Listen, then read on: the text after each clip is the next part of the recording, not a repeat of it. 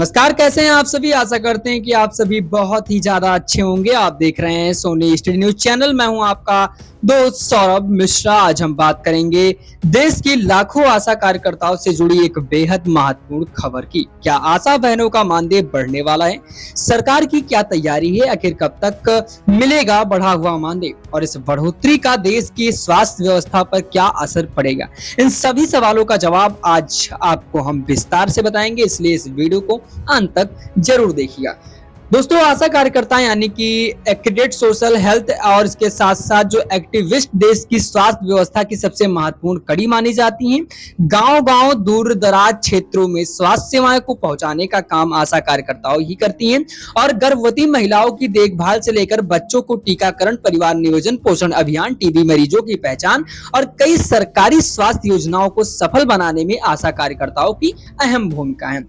अब कोरोना महामारी के दौरान भी आशा कार्यकर्ताओं ने अपनी जान की परवाह किए बिना लाखों लोगों तक स्वास्थ्य सेवाएं पहुंचाने का काम किया था।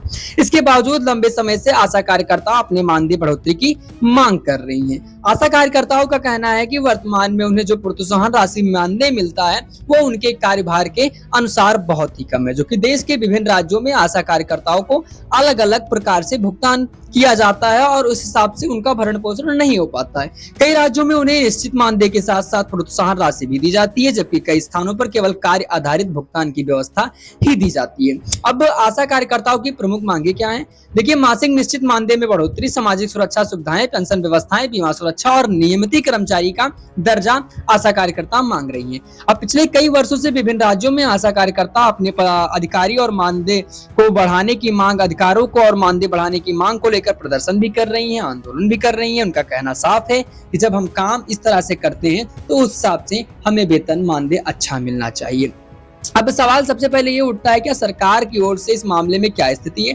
अब समय समय पर केंद्र और राज्य सरकारों द्वारा आशा कार्यकर्ताओं के लिए विभिन्न प्रोत्साहन राशि और अतिरिक्त सुविधा की घोषणा की जाती है। कई राज्यों में अपने स्तर पर आशा कार्यकर्ताओं के मानदेय में वृद्धि भी की गई है। हालांकि देश भर के आशा कार्यकर्ताओं की मांग है कि उन्हें एक सम्मान और सम्मानजनक मासिक तो मानदेय दिया जाए, जिससे उनकी आर्थिक स्थिति मजबूत हो सके। स्वास्थ्य विशेषज्ञों का मानना है कि यदि आशा कार्यकर्ताओं को बेहतर आर्थिक सहायता और सुविधाएं मिलती हैं तो ग्रामीण स्वास्थ्य सेवाओं की गुणवत्ता में भी अधिक सुधार हो सकता है। अब अगर हम आशा कार्यकर्ताओं के कार्यों की बात करें तो उनकी जिम्मेदारी बहुत ही व्यापक है।